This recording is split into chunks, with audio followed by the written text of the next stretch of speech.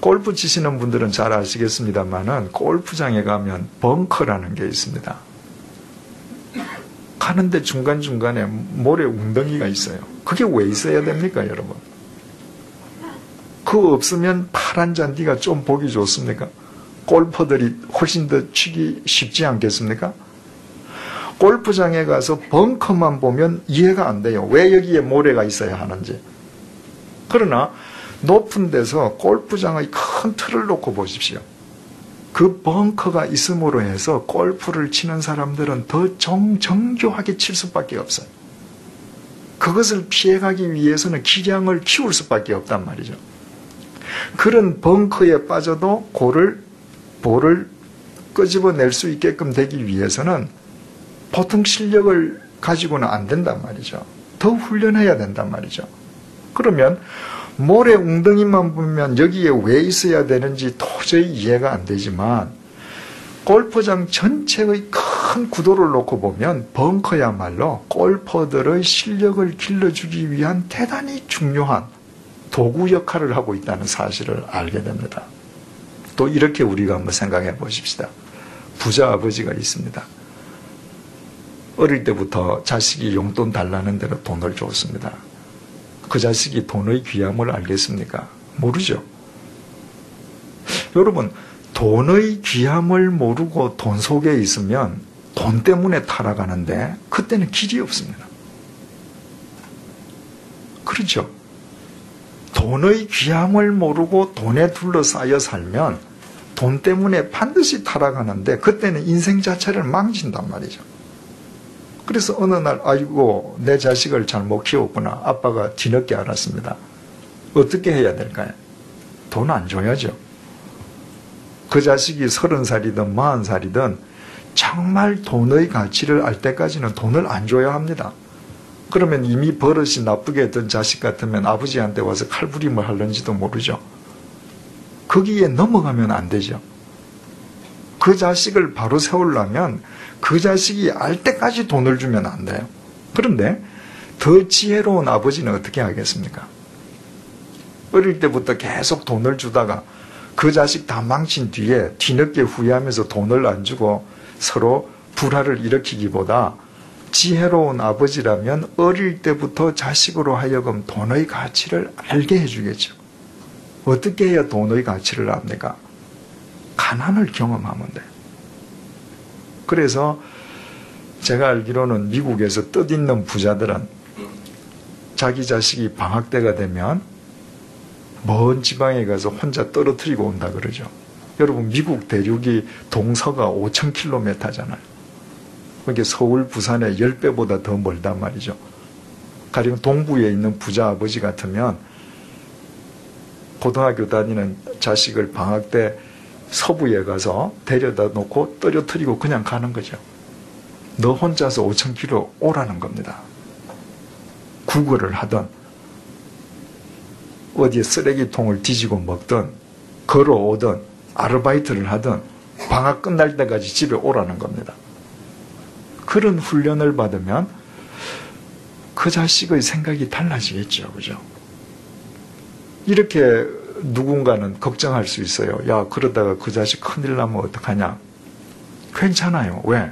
아버지는 그 자식이 SOS만 치면 구할 수 있는 능력이 있는 아버지거든요. 언제든지 내가 가서 데려올 수 있습니다. 그렇기 때문에 너 혼자서 해보라는 거예요. 바로 돈의 가치를 알려주기 위해서는 가난을 경험하는 것보다 돈의 가치를 더 정확하게 아는 길은 세상에 없단 말이에요.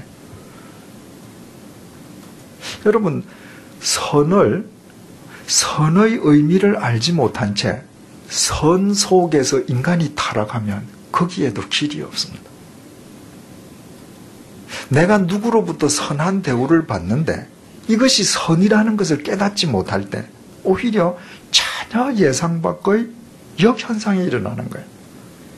제가 86년부터 88년까지 3년 동안 영락교회에서 교육 전도사 생활을 할 때 일입니다. 그때 원로 목사님이셨던 한경직 목사님은 남한산성에 계셨는데 남한산성에서 그 큰 따님 네 분이 한경직 목사님을 모시고 계셨습니다. 그런데 그 댁에 오래도록 그 집 일을 돌보던 그 가정부 처녀가 있었는데 시집을 가게 되었습니다. 그래서 한경직 목사님 따님 네 분이 정말 자식을 결혼 보내듯이 해줬습니다. 뭐 혼숙감 다 해줬죠.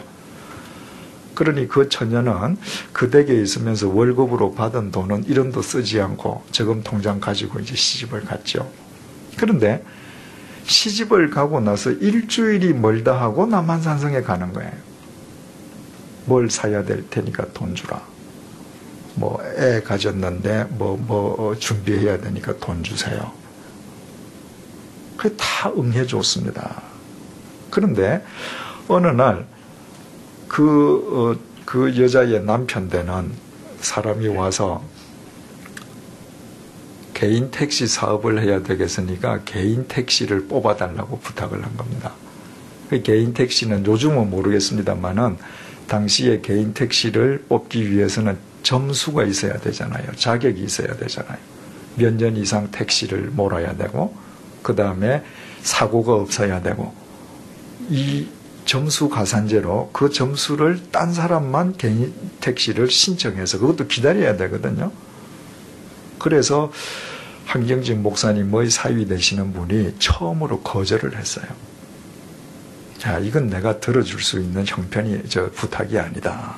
이건 네가 자격이 안 되니까 열심히 일해서 네가 자격을 갖춰서 네가 개인 택시를 따내도록 해라. 그랬더니 그분이 뭐라고 얘기했느냐 하면 한경직 목사님이 치안국장이나 교통부 장관한테 전화 한 통화 해주면 된다는 거예요. 그 전화를 지금 당장 하라는 거예요.